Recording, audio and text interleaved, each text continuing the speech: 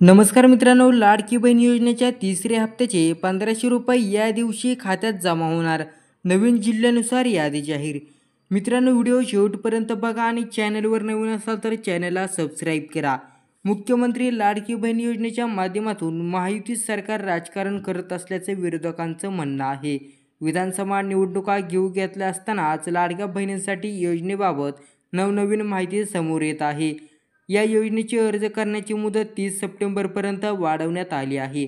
परंतु ज्या महिला सप्टेंबरमध्येच अर्ज करणार आहेत त्यांनी अंगणवाडी सेविकांकडूनच अर्ज मंजूर करून घ्यावे.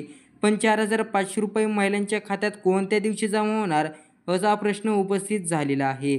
जुलै 2024मध्ये लाडकी बहीण योजनेची घोषणा करण्यात आली होती. त्यावेळी अनेक महिलांनी कागदपत्रे जमा केले नव्हते. अर्ज करण्यासाठी 31 जुलैची डेडलाईन देण्यात आली होती. परंतु अनेक महिलांना या तारखेपर्यंत अर्ज करता आले नाही. त्यामुळे महिलांना ऑगस्ट महिन्याच्या अर्जाची प्रक्रिया पूर्ण करावी लागली. पण ज्या महिलांनी ऑगस्ट महिन्यातच अर्ज भरला होता, ज्यांचा अर्ज मंजूर झाला, अशा महिलांच्या खात्यात आता सप्टेंबर महिन्यात पैसे जमा होणार आहेत.